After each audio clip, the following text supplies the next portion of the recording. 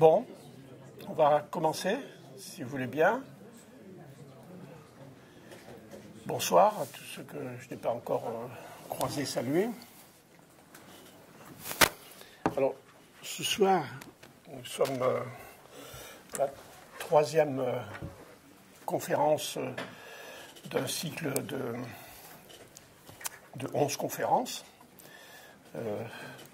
La première était une conférence introductive pour présenter le thème de ce cycle de conférences, dont le chapeau sont les rendez-vous de l'humanisme méthodologique, d'une part, et la proposition du paradigme communautaire comme proposition à la fois de lecture, de compréhension et d'action dans différents domaines.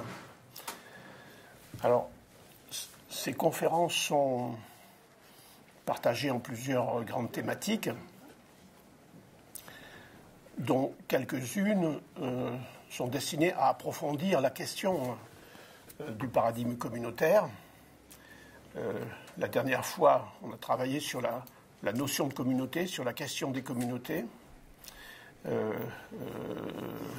compréhension des communautés humaines, qui est quelque chose d'éminemment banal dans la vie commune, justement, mais qui est quelque chose d'extrêmement difficile de par les choix idéologiques ou théoriques qui ont été faits sur la compréhension de la société, notamment la sociologie positiviste, qui ne connaît pas de communauté, ou du moins telle qu'on peut les entendre. Donc, le paradigme communautaire traite à la fois de quelque chose de tout à fait banal, qui est le phénomène des communautés humaines. Nous vivons tous et toute notre vie dans une et plusieurs communautés humaines, mais cette banalité masque le fait que l'importance des communautés dans l'existence humaine est avérée de toutes sortes de manières, mais est largement incomprise, si bien que dans la période de crise où nous sommes, une question qui a déjà été évoquée mais qui le sera à nouveau, c'est-à-dire où il y a à la fois une crise française, franco-française, une crise de l'Occident et une crise mondiale, toutes ces crises étant à la fois des moments de trouble, mais aussi des moments de passage vers un en avant ou vers un progrès de l'humanité. Et dans ce contexte-là, le paradigme communautaire se propose comme, effectivement, une alternative à un certain nombre de choses, et en tout cas une promesse pour, effectivement, dépasser un certain nombre de façons de voir, de façons de s'organiser, façons de vivre le monde. Deux mots sur l'humanisme méthodologique pour ceux qui n'en auraient pas entendu parler. Ici, l'humanisme méthodologique est avant tout, au fond, une pensée de l'homme, de l'humanité de l'homme et des phénomènes humains. Donc une anthropologie, une philosophie, si on veut, une théorie aussi, par l'édifice conceptuel que ça représente, et aussi un ensemble de méthodologies, d'ingénierie humaine, on pourrait dire, de pratiques, de processus, d'éclairage sur des processus humains, de conscience, de connaissance, de compréhension, de créativité, par exemple, qui sont nouveaux et qui sont mis en œuvre dans toutes sortes de situations pour mieux comprendre, mieux agir dans ces situations. Bon, enfin bref, pour en venir à notre propos aujourd'hui, le thème de la conférence, c'est la démocratie communautaire pour refonder le politique. Alors, c'était une conférence qui était prévue un petit peu plus tard dans la liste qui est derrière moi. Je ne sais plus laquelle c'était, le numéro 5. Donc, il y a un petit décalage. Et la prochaine fois, c'est-à-dire en mai, le 21 mai, on reprendra le cours des choses de la liste. Alors, pourquoi mettre le thème du politique aujourd'hui, parce que nous sommes dans une période un peu particulière, s'est passé des choses il n'y a pas longtemps, donc il y a un état de trouble qui est propice, qui pourrait être propice à la réflexion, en tout cas à la remise en question des idées reçues. Alors, ce que je vais évoquer dans un premier temps, c'est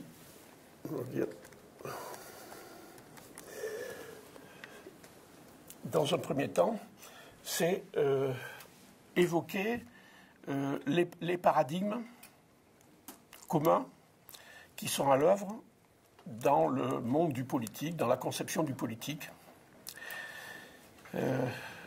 Ces paradigmes, ce sont encore une fois des façons de voir, de façons de comprendre, d'expliquer, de dire les choses sont comme ci, les choses comme ça, les choses s'expliquent comme ci ou comme cela, sauf que chaque paradigme a sa propre façon de comprendre et d'expliquer le monde et les choses, en l'occurrence le politique, mais aussi sa propre façon d'établir les critères du bien.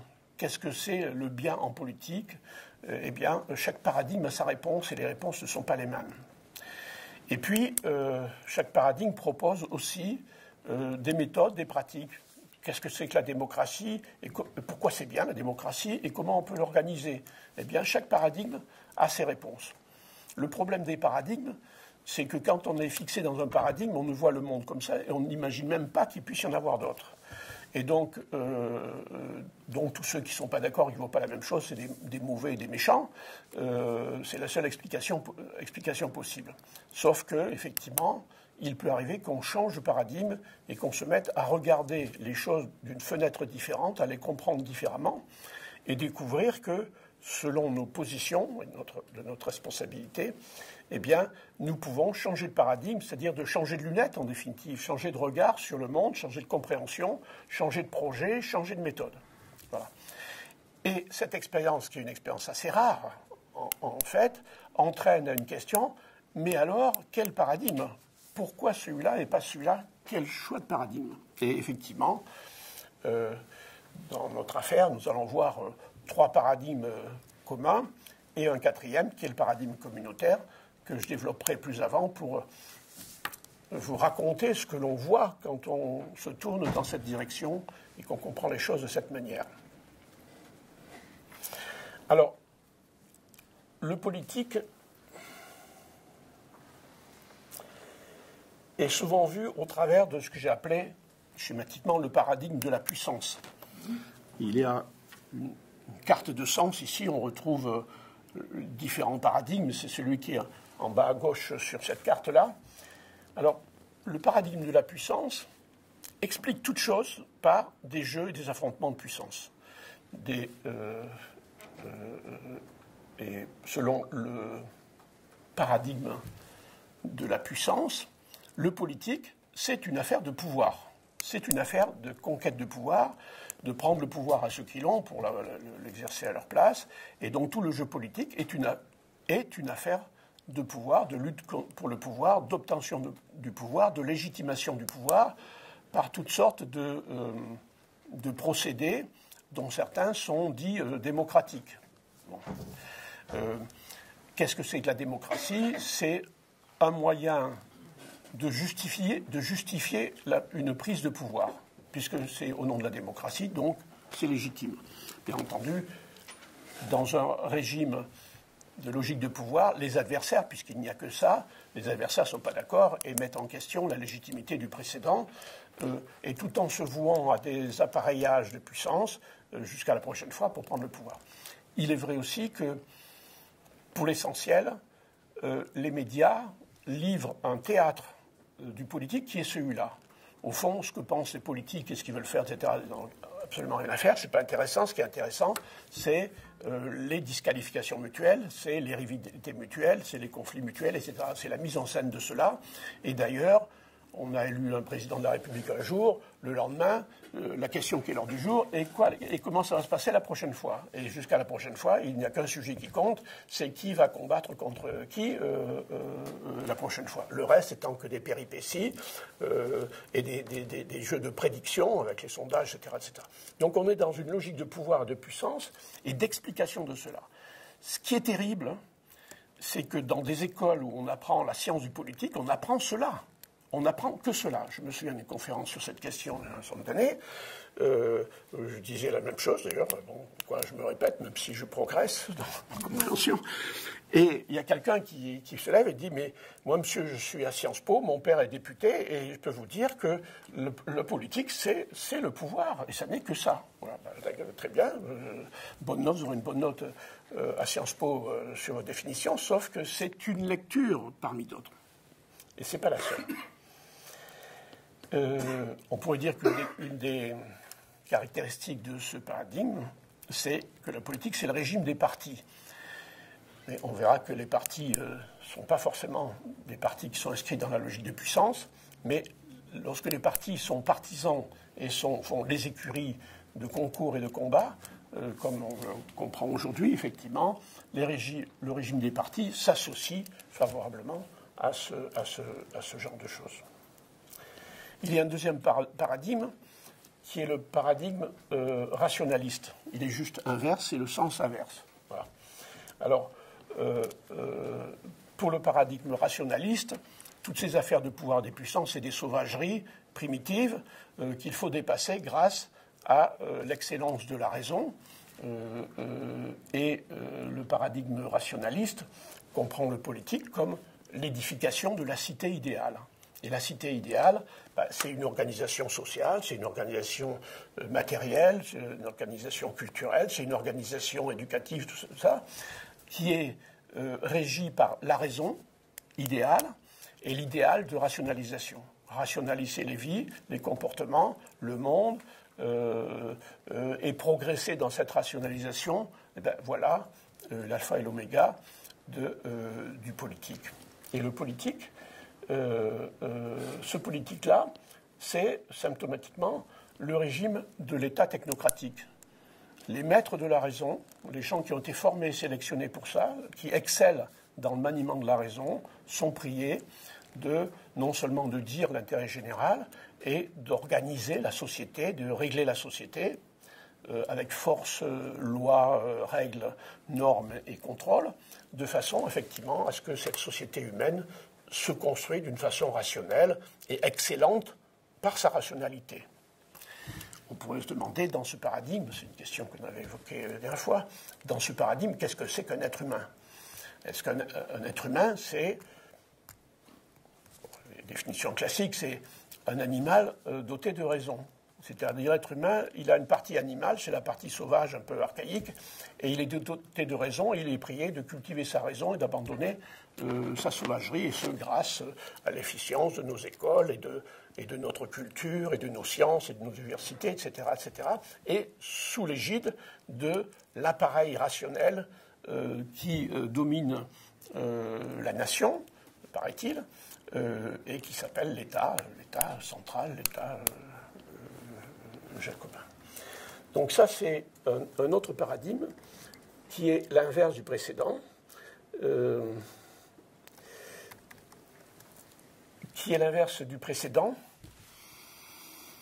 et vu de ce paradigme, on considère que le politique, comme affrontement des pouvoirs, c'est nul, c'est mauvais. D'ailleurs, à longueur d'année, on sort des dossiers pour démontrer que les politiques sont tous des pourris. Bon, il y en a un qui se suicide de temps en temps, mais enfin, il y en a suffisamment encore pour continuer. C'est pas grave, hein, ça s'est passé il y a 3 jours. Donc, il y a une chasse aux politiques, une disqualification du politique. Le politique étant, effectivement, ce politique du pouvoir de le paradigme d'en face. Alors là, effectivement, on regarde ça avec hauteur et mépris et on organise des oligarchies de la raison, effectivement, qui ne se mouillent pas avec ça. Et je dirais, il y a un modèle caricatural ancien mais classique, c'est que l'administration civilisée est là pour civiliser le monde, la société civile, qui n'est pas civilisée, et les politiques sont des nécessités opératoires, c'est, comme on disait du temps des colonies, ce sont les chefferies indigènes. Donc les chefferies indigènes sont forcément corrompues et utilisées pour maintenir effectivement les sociétés indigènes dans un état de passivité ou de pacification suffisante. Je caricature, mais à peine. Parce que si on est dans la logique, on trouve des logiques similaires. Alors effectivement, nous entendons à longueur de temps ces deux discours, le discours du pouvoir de la puissance, de l'affrontement, etc. Et puis un discours qui est de disqualification en disant, vous voyez, ces gens-là, c'est tous des bandits, ils se remplissent les poches, et d'abord, qui c'est ces gens-là, et puis il y a des procès, des machins, etc. Donc il y a ce discours massif qui vient de quelque part du lieu des maîtres de la raison. Bon, je ne vais pas dire leur nom, que je ne connais pas, mais enfin, on peut savoir à quelle adresse on les trouve. Et puis, il y a un troisième paradigme qui monte en puissance et qui est très présent, qui s'est présenté il y a déjà quelques décennies comme étant le nouveau paradigme. En réalité, c'est un paradigme, une logique qui est vieille comme le monde, mais qui a pris des figures et des discours modernistes. Et ce paradigme, je l'ai appelé le paradigme systémiste, où le maintien des équilibres naturels, c'est le régime des conditionnements adaptatifs. Qu'est-ce que c'est le politique là-dedans? Alors, c'est certainement pas une affaire de pouvoir, selon dans ces lunettes-là. C'est certainement pas une affaire de pouvoir. C'est certainement pas faire d'un État tutélaire, totalitaire, vertical et hiérarchisé, l'horreur. Le politique, c'est quelquefois la démocratie participative, c'est-à-dire tout le monde horizontalement participe à la vie commune des choses, mais la vie commune des choses, ça consiste à assurer un fonctionnement harmonieux, de la société si possible, dans l'état de nature ou dans la nature. Cette nature étant aussi bien la nature biologique que, pour certains, ou pour d'autres, ce sera la nature économique, selon les lois de l'économie, ou la nature sociologique, etc. Il y a différentes figures de la nature, et du système de la nature, qui est auto-porteur, etc. Et le politique, c'est simplement... c'est pas une science de la gouvernance de la cité ou de quoi que ce soit, il n'y a même pas de cité, puisque la cité, c'est la nature ou c'est le système politique. Alors cette conception-là, on pourrait dire c'est le degré zéro du politique, ou l'idéal du politique dans sa négation complète, puisque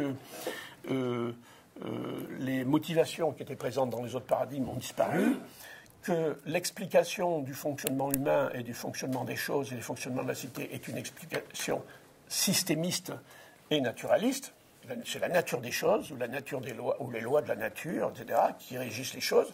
Donc, les sociétés humaines sont priées de se conformer aux lois de la nature et surtout pas les transgresser ou de faire obstacle au bon fonctionnement des systèmes naturels. Alors, encore une fois, la nature biologique, mais la nature économique, c'est pareil. Il y a des lois de la nature économique, il y a des systèmes économiques, mondiaux, machin truc, et effectivement, les agents économiques que nous sommes sont priés de fonctionner selon les lois de l'économie et surtout pas de mettre des obstacles au fonctionnement harmonieux des lois de l'économie. Voilà, alors ça c'est un paradigme politique qui propose comme alternative en réalité une négation du politique, puisqu'il n'y a plus de raison pour que, par exemple, au travers d'une interprétation de la démocratie participative, que je reprendrai sous une autre définition un peu plus tard, c'est-à-dire tout le monde s'occupe de tout spontanément et à tout moment. Et d'ailleurs, il n'y a qu'à laisser les gens ensemble s'occuper de leurs affaires pour que, effectivement, elles se règlent d'elles-mêmes par magie et différents ingrédients qui vont avec. L'observation de l'humanité depuis un certain nombre de millénaires nous permet de voir, effectivement, que c'est bien comme ça que ça se passe. Là où les gens sont libres, sans qu'il y ait d'administration, sans pouvoir, sans parti, sans rien du tout, et sans loi et sans règles, ça va très bien. L'ennui, c'est que pour en repérer un quelque part, c'est plus difficile. Bon. Alors donc, on peut se demander pourquoi, naturellement, la nature des choses n'a pas produit cela automatiquement, d'une façon générale. Voilà. Donc, en fait, il y a beaucoup de choses à en dire. Je développerai ça dans la prochaine conférence sur la question des paradigmes et quels sont les fondements de ces systèmes de croyances, en définitive. Et puis, il y a un quatrième paradigme qui est le paradigme communautaire qui est en haut à gauche. Et ce paradigme communautaire propose de sa fenêtre une autre lecture du politique, de la question politique. D'abord en considérant qu'il n'y a de politique que dans une communauté. Là où il n'y a pas de communauté, il n'y a pas de politique. Et là où il y a une communauté, il peut, pas automatiquement, mais il peut y avoir, effectivement, se pose la question du politique dans la communauté, qui est une affaire commune. Mais là où il n'y a pas de communauté, il n'y a pas de commun. Contrairement aux tartes à la crème du bien commun et des communs qu'on entend aujourd'hui, où on se permet de discuter sur le commun et le bien commun en l'absence de toute communauté. C'est le commun à qui? C'est le commun à ceux qui en parlent, ça c'est sûr, mais il n'y a pas de communauté, ou on va dire c'est la communauté humaine dans son ensemble, donc nous, tout un chacun, comme chacun sait, qui est à notre portée, et nous pouvons régir l'ensemble des affaires de la communauté humaine par notre seule volonté et nos seules réunions dans ce bureau ou ailleurs. Donc c'est pour ça que je suis très en colère par rapport au maniement de ces termes de commun et de bien commun qui évacuent la présence des communautés où le commun a un sens, un commun a un sens dans une communauté. Alors après, pourquoi c'est le bien, comment on le régit, quel est le rôle du politique, ça c'est les questions effectivement qu'il faut voir, c'est les problèmes qu'il faut voir. Donc, il n'y a de politique que dans une communauté. Ensuite, je vais développer trois aspects de ce politique et de la proposition de la démocratie communautaire. La première question, qui est la question des espaces du politique, ça se joue où, le politique, dans quel lieu, dans quels espaces. Nous sommes, de façon à peu près générale dans le monde, dans le régime des États-nations.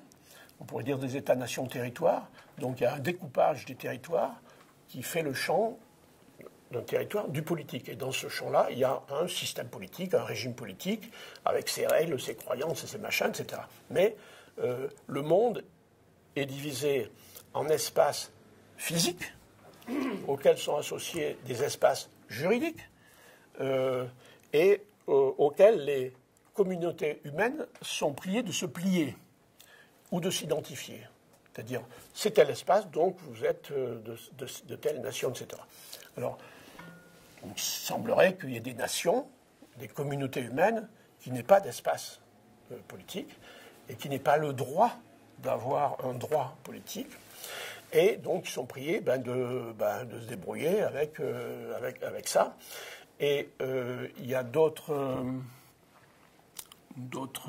communautés qui existent, qui ont une histoire, une tradition, une civilisation, une culture, etc., mais qui ne sont pas considérées comme pouvant être un espace de politique qui leur soit propre. Donc je vais parler de cette question des politiques, c'est-à-dire comment l'ensemble des humains peut-il se répartir entre nombreux espaces, entre nombreuses communautés, dont un certain nombre d'entre elles peuvent être considérées comme des communautés politiques, dont des communautés où peut s'instaurer un système de gouvernance politique et un système démocratique approprié. Donc il y a les espaces du politique. Ensuite, il y a la question de pourquoi le politique, à quoi ça sert. On peut supposer que c'est pour le bien des communautés où un système politique s'exerce, se déploie, etc. Et on peut effectivement considérer que le rôle du politique dans une communauté, c'est d'éclairer et de poursuivre le développement de la communauté dans le sens du bien commun de cette communauté. Alors, on a là la question de la justification. À quoi ça sert le politique ? Et le politique sert à développer la communauté, contribuer à développer la communauté, à faire exister et développer la communauté dans le sens du bien commun. Donc je développerai ce deuxième point-là, la justification. Et puis le troisième point, c'est celui de la démocratie communautaire proprement dite, où dans une communauté donnée, où on conçoit l'utilité, la nécessité ou la promesse d'un système politique, d'une définition de politique comme poursuivant le sens du bien commun. Alors on peut se demander, mais alors comment on fait? Comment on organise la politique? Et là, je vous parlerai de la nécessité de l'articulation de 3 types complémentaires de démocratie. La démocratie élective, la démocratie représentative et la démocratie participative. Au moins pour les 2 derniers, ce sont des thèmes assez communs. Ce qui est moins commun, c'est de savoir de quoi on parle et en quoi ça consiste. Donc, je montrerai que la démocratie communautaire peut s'organiser et se construire autour de l'articulation de ces 3 modes démocratiques qui sont tels que la démocratie élective est incarnée en général par une personne ou un petit groupe de personnes et que la démocratie participative concerne la communauté dans son ensemble, c'est-à-dire tout le monde en âge de marcher et de parler, hein, s'il s'agit d'échanger des choses. Et il y a aussi une démocratie représentative où il y a des représentants de la communauté qui ont un rôle de représentation particulier donc, que je vais expliciter. Et que la démocratie doit articuler les trois. Alors, sur le premier point, les espaces du politique. Où elles sont les communautés politiques, les communautés où, effectivement, cette question du politique et de la démocratie communautaire se pose et peut se développer. Eh bien, des communautés, il y en a des grandes quantités. Nous vivons dans des communautés de proximité, des communautés de quartiers, des villes, des régions, des nations, des ensembles multinationaux comme l'Europe ou je ne sais pas quoi, enfin d'autres encore. Donc, il y a des espaces, il y a des communautés qui peuvent être des communautés politiques à toutes les échelles et de toute taille. Simplement, si je prends le cas d'une région, puisque c'est d'actualité, ça va être encore d'actualité prochainement, le cas d'une région, eh bien, une région peut être considérée comme une communauté régionale, une communauté de gens, de groupes qui partagent ensemble une partie de leur destin et à ce titre, le bien commun de cette communauté et la poursuite du développement de cette communauté en sens du bien commun réclament une organisation politique, une fonction politique dont l'organisation peut être des 3 types que j'évoque comme ça. Donc une région, dans ce contexte-là, c'est une communauté. Alors cette communauté peut, pour des raisons historiques, se trouver installée là, sur un territoire, mais elle se définit comme une communauté, pas comme un territoire, où la définition du territoire, c'est un espace physique sous le régime d'une loi ou d'une administration quelconque. C'est-à-dire la définition d'un territoire aujourd'hui, dans notre pays, c'est pas une communauté. C'est pas une communauté. Donc si on parle de région, on ne parle pas de communauté. On parle de district administratif, si on veut, de lieux de règlement qui sont définis par soit un État central, la Constitution, les lois et tout ce qu'on veut. Bon, mais pas d'une communauté. Donc pas d'un sujet communautaire. Pas d'une communauté qui a une existence, une singularité, un vouloir, des enjeux de croissance et de développement parmi les autres régions, dans la nation, dans les autres nations, etc., etc. Donc il y a déjà quelque chose que l'on peut faire, c'est reprendre toutes les régions, mais aussi les villes, les communes. Tiens, et si les communes c'était des communautés? En voilà une nouveauté. Pourquoi les communes seraient-elles des districts administratifs soumis au devoir de faire fonctionner des procédures qui sont décidées ailleurs, etc., selon des règles administratives hyper contrôlées? Et si, à la place de ça, on disait les communes, c'est des communautés. C'est des communautés de proximité qui, au même titre de toute communauté, peuvent avoir un sens politique de leur devenir et de leur responsabilité avec les communes voisines. Ils peuvent même faire des communautés de communes. Tiens, ça serait nouveau, ça. Des communautés de communautés. Ça serait nouveau, ça, comme idée. Et même ces communautés de communautés pourraient même se regrouper dans des communautés d'agglomération, des pays, etc., dans des machins, et même former des régions. La construction de communautés qui peut devenir des régions, et ces régions peuvent former une communauté de régions. Et on pourrait même l'appeler la nation. Et la nation, ça serait une communauté nationale. Vous savez que la théorie dans ce pays, c'est de dire que la nation est une production de l'État. C'est le seul pays au monde où on ose dire ça. Mais si la nation est une communauté de communautés, alors l'État est un instrument utile, parfaitement utile, dont se sert la nation pour mener sa politique, ses politiques, etc. etc. Bon, l'État est tout à fait utile, mais l'État comme moyen, pas comme souverain. Le paradigme à droite là-bas. Donc voilà une première façon de décrire le champ des espaces du politique, c'est de reprendre ces espaces que l'on connaît et les reconsidérer comme une communauté. C'est vrai que si les régions étaient des communautés, le découpage, je ne sais pas combien de régions maintenant, 12, 15, se ferait autrement.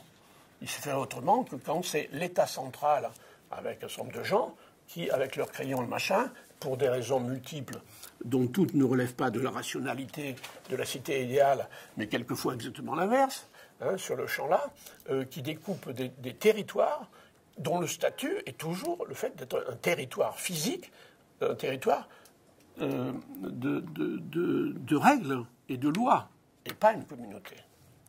Ah, mais si ça avait été une communauté, comme certains auraient pu y aspirer sans le savoir, sans le vouloir, sans le dire, ça changerait les choses. Ça changerait les choses parce qu'effectivement, la nation serait une communauté de régions.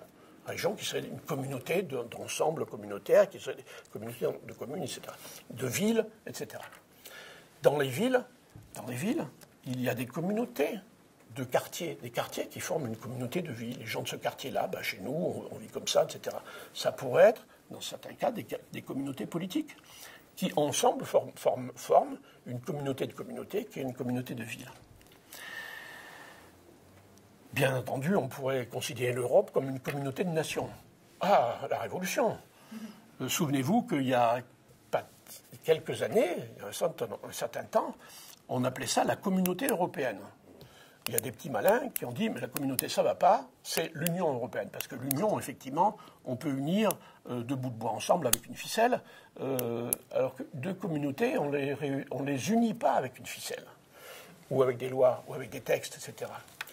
Et donc, la communauté européenne a été priée de disparaître comme communauté et de s'ériger en union de différentes fonctions, etc. etc., etc. Mais rien n'empêche de considérer, de faire comme si, indépendamment de ce qu'ont voulu tel ou tel dans leur folie politique, on va appeler les choses par leur nom, de le considérer comme une communauté.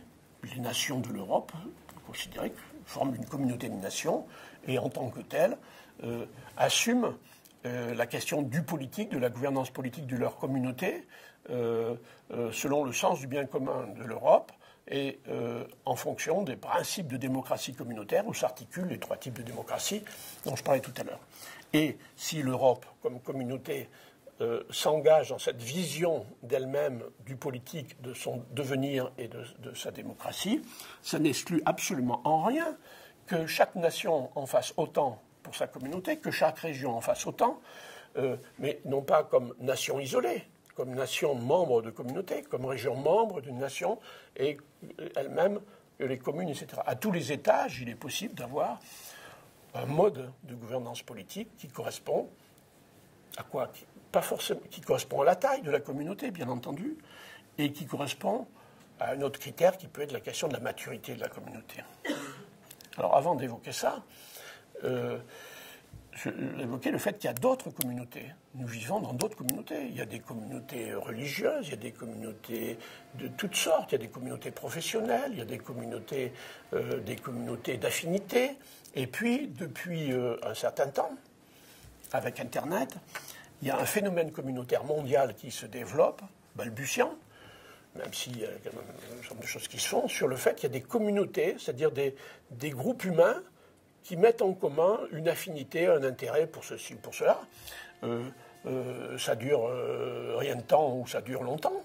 hein, où ça se constitue comme communauté, et d'ailleurs, ces communautés sont le siège d'activités économiques, d'activités culturelles, d'activités intellectuelles, d'activités de toutes sortes. Ce sont des vraies communautés humaines.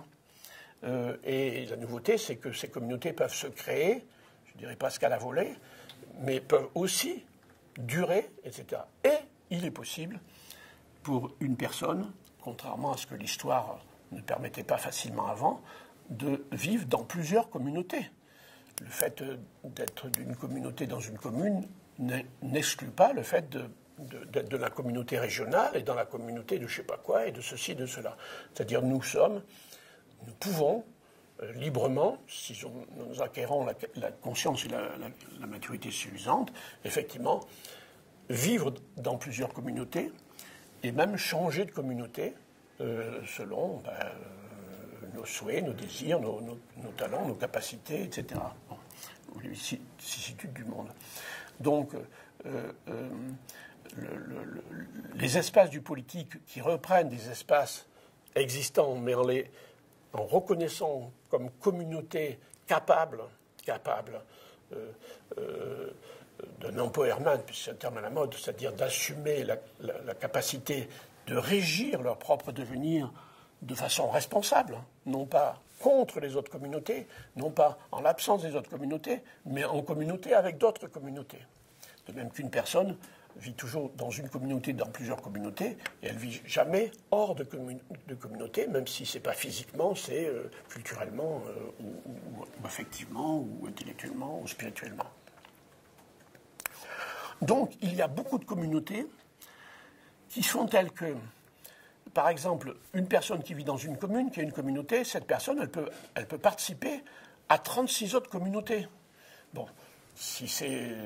Il faut trop exagérer, parce que si c'est 37, à ce moment-là, ces journées sont partagées en de multiples atomisations, donc ça pose un certain nombre de problèmes. Mais cette possibilité existe, à des degrés différents, à des engagements différents, avec des engagements politiques, dans le sens où j'entends, dans plusieurs communautés. C'est tout à fait possible. Et de même, une communauté donnée, une commune, une communauté donnée, une région, elle est elle-même construite à partir de plusieurs communautés qui la constituent, et elle-même partie prenante de plusieurs communautés. Une région est partie prenante de la communauté nationale, mais elle est partie prenante aussi de la communauté européenne, ou de la communauté des régions transfrontalières, ou de la communauté des régions du monde qui ont telle et telle caractéristique, comme ça existe d'ailleurs déjà. Mais ça, c'est censé être hors du champ du politique, c'est-à-dire de la maîtrise par les communautés de leur propre devenir et de leur propre bien commun. Donc les espaces du politique changent dans la démocratie communautaire parce que le lieu, ce sont les communautés. Alors, est-ce que, bon, je ne vais pas évoquer, il y a les entreprises, des organisations, des associations qui sont des communautés. Est-ce que toutes ces communautés sont susceptibles d'être engagées dans le politique et de se doter d'une démocratie communautaire? Théoriquement, pourquoi pas? Pratiquement, dans une période transitoire, je parlerai des communautés politiques, c'est-à-dire des communautés dont la taille et la maturité les désignent comme pouvant effectivement assumer leur politique, leur régime politique, donc le sens de leur bien commun et la démocratie communautaire qui... Ça ne veut pas dire que dans une communauté, une organisation, une association quelconque, par exemple, qu'il n'y a pas une dimension politique à la gouvernance de cette association. Oui, mais si théoriquement la nature est de même, pratiquement pour l'instant, je laisserai de côté effectivement le politique comme mode de gouvernance de n'importe quelle communauté. Je dirais des communautés politiques. Voilà. Des communautés susceptibles d'instaurer un régime politique de démocratie communautaire participant d'autres communautés. Donc ça, c'est le premier point, les espaces du politique. Ça change le paysage complètement. Imaginez-vous, quelque part du côté du Moyen-Orient, en pensant les espaces politiques comme des espaces de communauté. Ah ben, ça va changer complètement le paysage. C'est pas sans problème, mais ça va changer complètement le paysage. parce que, effectivement, des communautés ne se définissant pas par leur territoire, il peut y avoir des communautés qui s'assimilent à un territoire et des communautés qui ne s'assimilent pas à un territoire. Une région localement peut être assimilée en gros à un territoire, il est par là. La Bretagne, c'est par là. Bon, mais les Bretons, ils sont aussi en Europe. Bon, et ça ne veut pas dire qu'ils sont déplacés dans un autre espace. Ils sont restés chez eux et ils sont aussi en Europe. Et en même temps, ils sont membres d'une communauté de je ne sais pas quoi, transnationale, de ceci et de cela. Voilà. Il n'y a pas besoin de changer de territoire pour changer de communauté et participer à des aventures communautaires définies. Donc le système qui consiste à prendre un globe terrestre, un crayon, et puis de tracer des frontières dedans, dehors, exclusion, inclusion, pour définir des espaces du politique, ça c'est un truc très rationnel qui relève conceptuellement du paradigme à droite, rationaliste, et pour la question de la conquête des frontières, etc., du régime des puissances, où les frontières sont le jeu de l'équilibre des forces dans l'histoire, c'est ceux-là qui ont gagné, donc on a tracé la frontière là, puis après on l'a changé, puis ceci, puis cela. Et c'est devenu, grâce à la formalisation et à l'onction rationnelle, juridique, une frontière de droit et de toute éternité. D'ailleurs, pour laquelle on peut tuer ou se faire assassiner un certain nombre de gens, c'est pas grave, puisque c'est beaucoup plus important. L'arbitraire du coup de crayon est certainement beaucoup plus important que la vie des gens et des communautés humaines. Donc, des frontières, pourquoi pas, mais ce n'est pas les frontières qui déterminent une communauté. Une grande ville française, l'espace de sa communauté, il est sur la planète entière. D'ailleurs, les grandes villes ont des ambassades au bout du monde. Elles ont des ressortissants dans tout le monde. Et la communauté des Parisiens, elle n'est pas qu'à Paris, il y en a plein partout, en France et dans le monde. Et les Lyonnais, c'est pareil, etc., etc.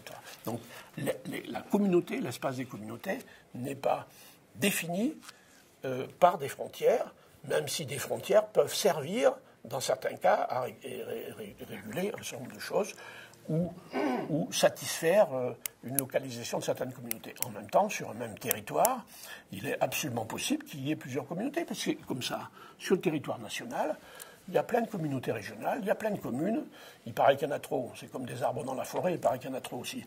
Et donc, mais il y a des communautés partout, et sur un même lieu, il y a toutes sortes de communautés possibles. Alors, en France, et dans d'autres pays, se pose d'ailleurs le problème de la diversité culturelle et du fait qu'il y a des communautés de cultures différentes qui sont dans les mêmes territoires.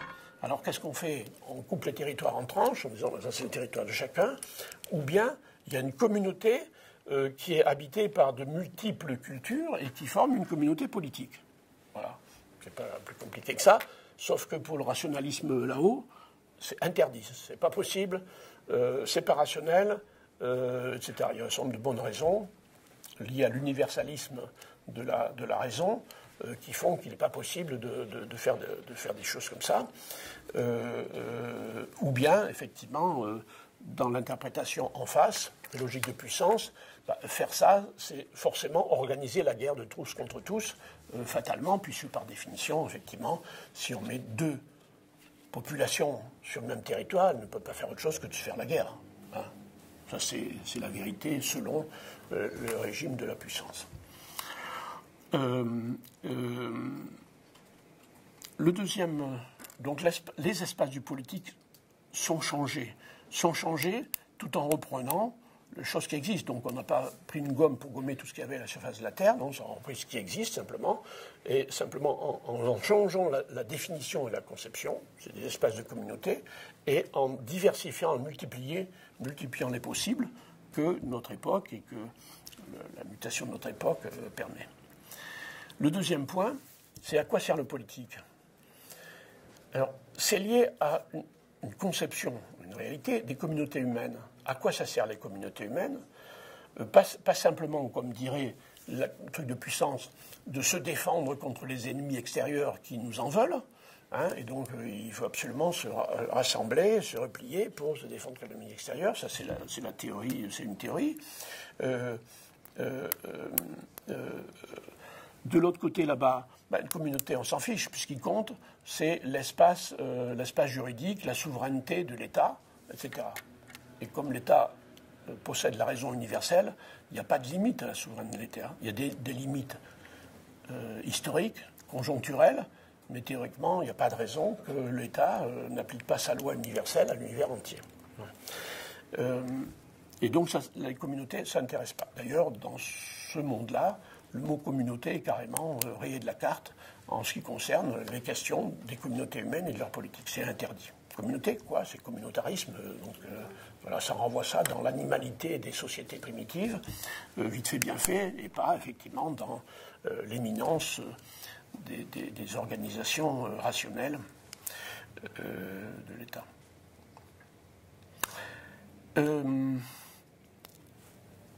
Dans le paradigme communautaire, une communauté humaine est toujours une communauté de devenir. Et le devenir humain, on pourrait appeler ça un développement humain, ou le développement des personnes humaines et le développement des communautés de personnes vont de pair l'un par l'autre. Le développement et le progrès des personnes permet aux communautés de progresser et le développement des communautés permet aux personnes de progresser. Et donc chaque communauté peut être engagée dans un sens, dans une logique que j'appelle le sens du bien commun. C'est-à-dire, chaque communauté est porteuse potentiellement de la possibilité d'un devenir progressif, étape par étape.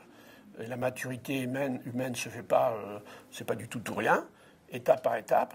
Et au fur et à mesure de ces étapes de maturation, la communauté devient de plus en plus maître de son devenir et de sa responsabilité vis-à-vis des autres communautés. Et donc ce sens de bien commun, le repérage de sens du bien commun, parce que chaque communauté est porteur de tares autant qu'elle est porteur de potentiel et de richesse.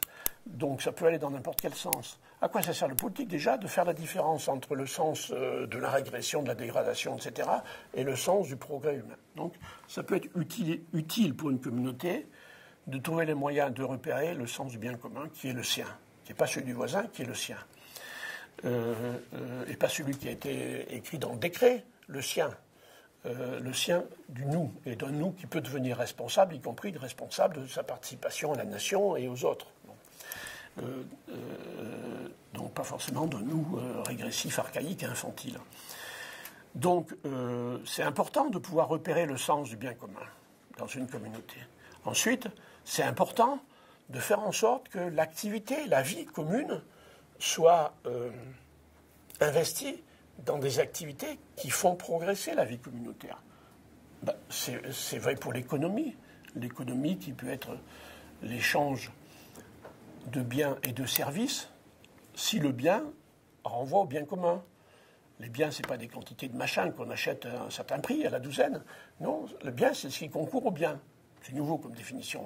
Il suffit de prendre les mots et de lire ce qu'il y a écrit dedans pour que ça change beaucoup de choses. Et le service,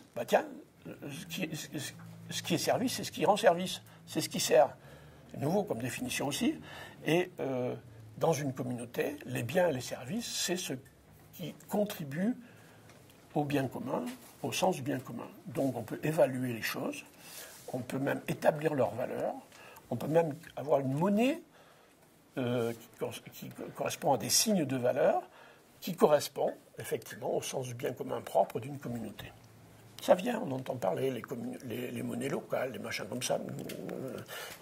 Il y a des choses qui se mijotent quelque part. Effectivement, toute communauté majeure peut très bien se doter, d'abord, développer une économie communautaire. Il n'y a d'économie que communautaire, on verra dans le chapitre adéquat, d'économie communautaire, une économie qui est de production, de services, d'échanges dans la communauté, hors de la communauté, mais dont la caractéristique, la division, c'est la contribution au sens du bien commun. On a le droit de ne pas contribuer au sens du bien commun, mais à ce moment-là, on ne bénéficie pas du bien commun. Donc c'est des choses qui se régulent, et dans une communauté, le politique est là aussi pour établir des règles communes, pas des règles absolues, des règles machin truc, des règles communes. Et des règles communes, il peut possible aussi organiser des régulations dans la communauté, et il peut même y avoir la police, il peut y avoir la justice, etc. Sauf que le juste, c'est ce qui contribue au bien commun. Ce n'est pas la conformité à la formule élaborée par quelques spécialistes dans un bureau quelque part, on ne sait trop où. Bon. Et on ne sait trop pour quelle raison, puisque l'esprit des lois a été subrepticement éliminé, donc le sens n'est plus là, et donc la confrontation au sens du bien commun n'existe plus. Et donc, voilà, c'est-à-dire toutes les fonctions traditionnelles d'une société peuvent être reprises dans chaque communauté majeure, mais ordonnées au sens du bien commun qui est le sien. Et il n'est pas le même que dans une autre communauté, etc. Et cette communauté, qui gère son bien commun à sa manière, grâce aux politiques qui est l'organisation dont la communauté se dote pour pouvoir faire cela, repérer le sens du bien commun, le réguler, l'évaluer, et d'ailleurs aussi bien faire progresser les personnes. Ça s'appelle l'éducation, quoi. Éduquer les gens pour contribuer au sens du bien commun dans cette communauté ou dans d'autres. Bon. Donc, toutes les affaires communes d'une communauté, le politique est là pour, non pas pour les décréter, mais il est là pour donner des repères et le faciliter dans l'axe de la poursuite du sens du bien commun. Alors que d'autres sens sont toujours possibles. Ce n'est pas parce qu'on a décidé de donner le sens du bien commun qu'il n'y a pas des tares, des faiblesses et des trucs qui sont là. Justement, sans quoi on n'aurait même pas besoin du politique. Si c'était aussi facile de le dire une fois pour toutes, mais le politique a besoin, est là pour dire et redire le sens du bien commun, le retraduire dans une actualité qui n'est pas celle d'avant, qui n'est pas celle d'à côté, qui est celle d'aujourd'hui et de demain, et puis veiller à ce que les choses progressent dans ce sens-là, selon les règles que la communauté se donne. Les règles que la communauté se donne. Non pas les règles qui sont données à la communauté par un État supérieur et souverain et supérieurement intelligent pour penser à la place de la communauté. Donc le politique, ça sert à ça. Ça ne sert pas à prendre le pouvoir, ça ne sert pas à organiser une super rationalité, une cité idéale, faire de toute une communauté. Ça sert à trouver et à cultiver le sens du bien commun d'une communauté donnée. Alors, troisièmement, la démocratie communautaire. Alors, la démocratie communautaire, on peut dire que la question, c'est comment les membres de la communauté s'organisent-ils pour participer à cette tâche du politique, à ce travail du politique qui est leur travail, qui est leur affaire commune. Alors, schématiquement, on dirait qu'il y a une première fonction du politique, qui est la fonction élective, qui est celle dont la mission est de constituer le repère du sens du bien commun de cette communauté-là.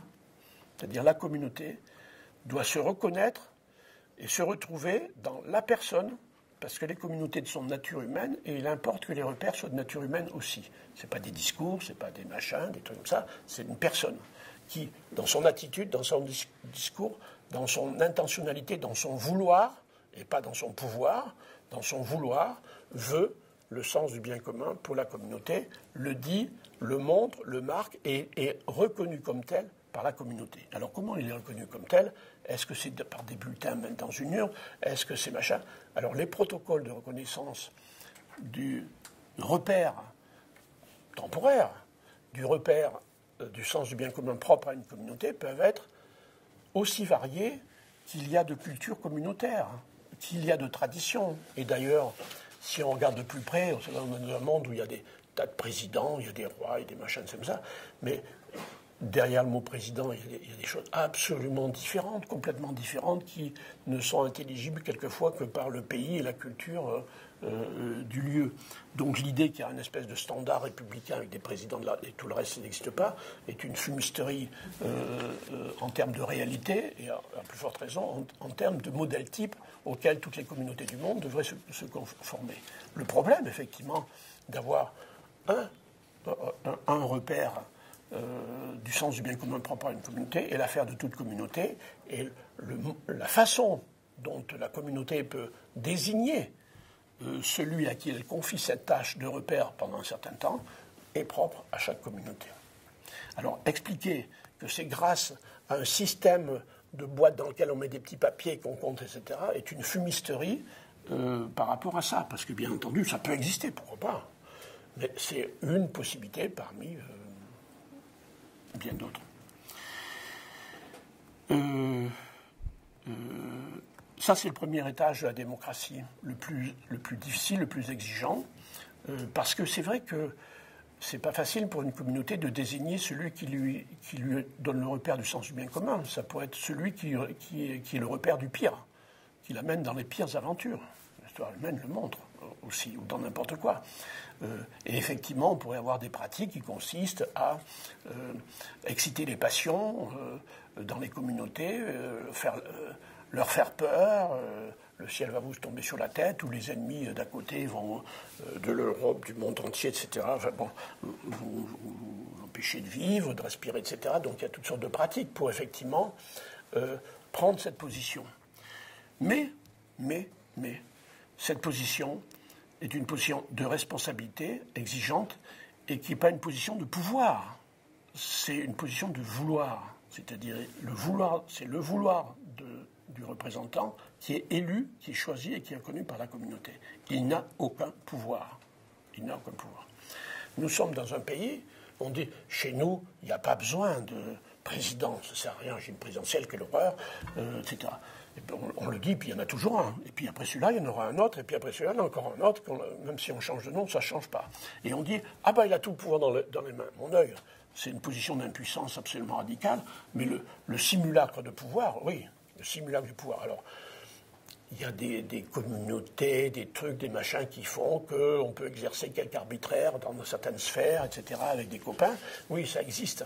Mais croire que le président de la République a tous les pouvoirs est une fumisterie aussi qui ne résiste pas à l'analyse concrète de la réalité, quel que soit le président, d'ailleurs. Mais chez nous, on dit ça ne doit pas exister. Le régime présidentiel, tous les pouvoirs, c'est pas bien, il faut supprimer ça, etc. On va faire un régime parlementaire de représentants du peuple. Enfin bref, toujours est-il qu'il est indispensable qu'il y ait un repère du sens du bien commun, que ce repère soit incarné dans une personne et que cette personne soit elle-même entourée d'un petit groupe de personnes, mais en tout cas, il faut que le repère soit là. Et qu'il n'y ait pas de confusion possible avec l'autre qui pense autrement, etc. Et qui dit le sens, et qui dit vouloir le sens. Il ne dit pas le sens comme un discours scientifique sur la communauté, mais il le dit comme une intention, comme un vouloir, comme un désir qui l'habite entièrement et auquel il est même voué et dévoué. Il y a la représentativité. Il se trouve que cette communauté, même si elle a un repère de sens, ça ne lui dit pas quelles sont ses règles et comment elle s'organise et quels sont ses projets et comment elle va régir ses affaires et l'économie, l'éducation et tous ces machins. Tout ça les affaires d'une communauté, c'est des choses assez complexes et il y a besoin, non pas qu'un État hyper compétent s'en saisisse à la place de la communauté, mais il y a besoin que des membres de la communauté qui représentent la communauté construisent les règles et les représentations les représentations, les projections, l'expression des volontés de cette communauté. Et ces représentants doivent être des représentants de la communauté. Alors, comment on fait? Si on considère une communauté comme une population d'objets statistiques, alors on tire au sort ou on fait des artifices statistiques pour en tirer quelques-uns, puis ça serait le représentant parce qu'il est comme ci, comme ça. Bon, ce sont les stupidités dans lesquelles on débat actuellement dans un certain nombre de sphères. On pourrait se dire, on ne peut pas dire qui est représentant de telle communauté sans connaître cette communauté. C'est qui cette communauté? Elle est constituée de qui? De quelle communauté? Si dans cette communauté, je ne sais pas, moi, il y a une communauté professionnelle qui joue un grand rôle dans cette communauté-là pour des raisons de culture, etc. Eh bien, cette communauté professionnelle doit être représentée. Non pas représentée pour jouir d'un pouvoir quelconque, mais pour porter une charge particulière de représenter un pan de cette communauté. Alors on n'a pas fini.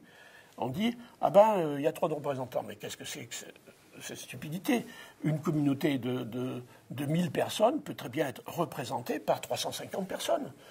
Peu importe le nombre. L'important, c'est que ces représentants assument la charge de construire les représentations et les règles de la communauté, tout en représentant non pas les intérêts de telle ou telle sous-communauté, mais en représentant la communauté d'un point de vue différent. Et leur fonction de représentant n'est pas une fonction qui consiste à gérer les intérêts particuliers des uns et des autres. La fonction de représentant, c'est d'assumer des tâches de représentation collective, non seulement de représentant au sens de représenter la communauté à l'extérieur éventuellement, mais au sens de représenter les différents pans de la communauté ou les différentes communautés dans la communauté pour travailler à produire ce qui sont en fait des représentations mentales, des conceptions, des formulations, des règles, des projets, des décisions, des organisations, etc., etc. Dans l'esprit du sens du bien commun, mais selon des choses qui doivent faire. Que ces représentants se fassent aider par des techniciens spécialistes ou des administrateurs de ceci, pourquoi pas? Mais c'est leur responsabilité. Ce n'est pas la responsabilité des administrateurs ou des techniciens, c'est leur responsabilité. Donc la démocratie représentative, c'est ça. Mais dans la démocratie représentative, il faut savoir qu'est-ce qui est représenté. Qui est représenté, c'est une communauté donnée ou un ensemble de communautés. Ça peut être la communauté nationale comme la communauté régionale. Mais qui représente la communauté régionale ne représente pas la communauté nationale et réciproquement.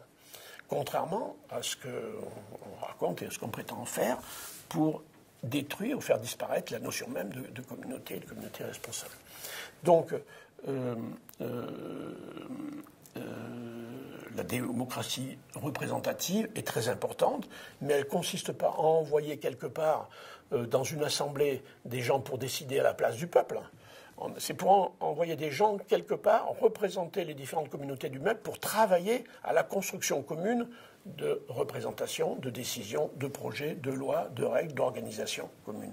C'est un travail, c'est une charge. Ce n'est pas un privilège, ce n'est pas quoi que ce soit d'autre. Alors c'est nouveau. Enfin, c'est nouveau pas complètement, parce que implicitement, ça pourrait être compris comme ça. Mais en pratique, c'est pas comme ça que c'est dit et que c'est pratiqué. Parce que je ne suis pas sûr que les membres de nos parlements soient bien représentatifs de la communauté nationale.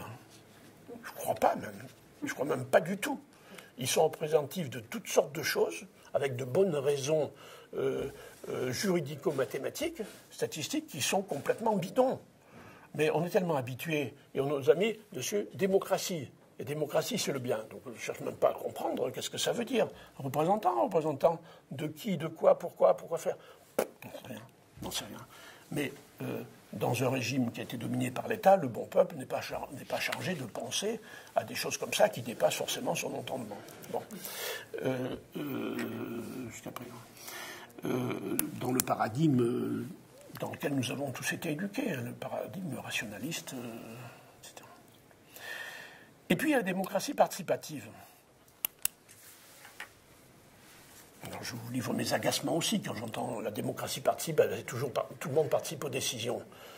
Ça n'existe nulle part, ça n'a jamais existé nulle part, ça n'a jamais un produit de possible, mais que la communauté et les membres de la communauté participent à leurs affaires communes, alors oui, ça c'est important. C'est même capital. Être membre d'une communauté, selon son âge et son degré de maturité, bien entendu, de possibilité, la responsabilité de participer aux affaires de cette communauté fait partie de... C'est la même chose que vivre dans une communauté. Alors, chacun y contribue à sa manière, sur le terrain économique, sur le terrain de ceci, le terrain de cela, peu importe. Chacun y contribue. Mais participer à la communauté, la participation des personnes et des membres d'une communauté aux affaires de la communauté, c'est ça la démocratie participative. Et cette démocratie participative, elle ne peut s'exercer que dans les cadres et les règles qui ont été construites par la démocratie représentative, qui elle-même n'a pu se construire que sous le signe et le repère du sens du bien commun. Et l'articulation des trois est indispensable, effectivement, parce que, évidemment, si celui qui a été élu pour repérer le sens du bien commun est censé tout penser, être omniscient et omnipotent. Alors effectivement, c'est un pouvoir divin qui fait tout et qui distribue les tâches et qui fait tout à la place et qui se dote d'instruments administratifs pour vivre la vie des gens à leur place. C'est ce qui se passe. Et sauf les petites affaires sauvages de tous les jours, là, toute la télévision, les émotions et tout ça. Voilà.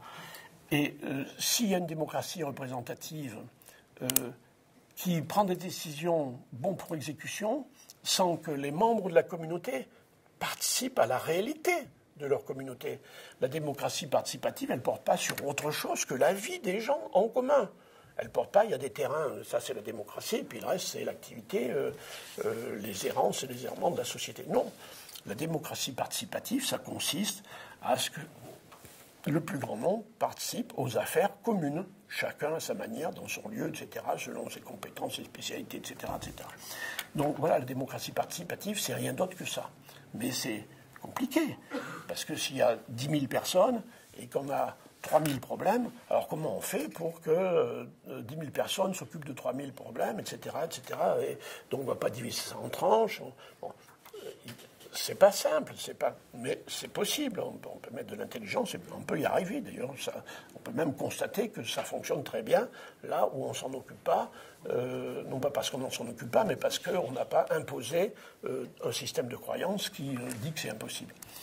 Donc c'est tout à fait possible, mais c'est du travail. C'est quand même nouveau, surtout dans le monde qui est le nôtre, et le monde entier d'ailleurs. C'est quand même nouveau. C'est pas compliqué de le penser, mais ça demande de la pensée et ça demande effectivement de transformer des choses. Donc sur ce dernier point, encore une fois, pas de démocratie sans démocratie élective, pas de démocratie sans démocratie élective et démocratie représentative, des représentants de la communauté pour assumer des tâches de la communauté, des fonctions de représentation de la communauté, et pas de démocratie sans démocratie participative, sans que les habitants membres d'une communauté politique soient responsables des affaires communes selon les règles construites par leurs représentants en vertu. Voilà le tableau de la démocratie participative. Il n'y a plus qu'à, les communautés sont là, il suffit de les regarder comme ça, comme des sujets communautaires, sujets de devenir. C'est vrai à toutes les échelles. Ça veut dire qu'on ne va pas se précipiter à fabriquer une démocratie pour les 3 habitants de l'immeuble, parce que, bon, déjà, les 3 démocraties et les 3 habitants, ça va être un peu compliqué.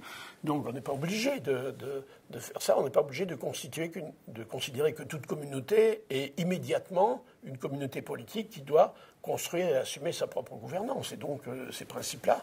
Mais il y a une foule immense de communautés qui le sont.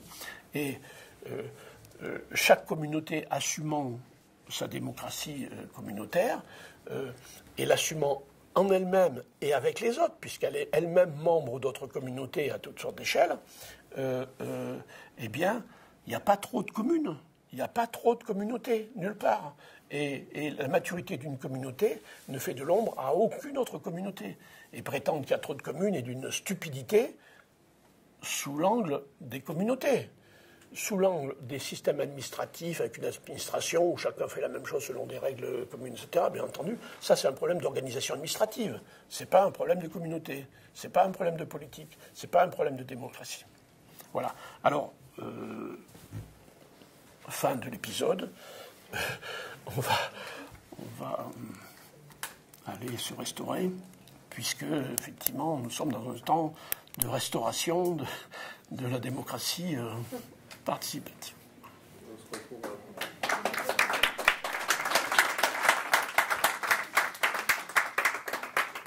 après pour les... Tu parles de la suite juste avant le voyage. Ah, je parle de la suite, oui, effectivement, parce qu'on n'est pas habitué. Là, on a un buffet dînatoire qui va nous permettre des échanges informels, croisés, ceci, cela. Ça dure un certain temps, combien? 3 quarts d'heure quelle heure il est là? 3 quarts d'heure. 3 quarts d'heure. Voilà, en gros. Et après, on se retrouve ici pour des discussions et des questions. Et on garde pour la fin un petit moment de retour sur tout ça pour se dire, et maintenant, que va-t-on faire? Va-t-on va-t-on faire? Super.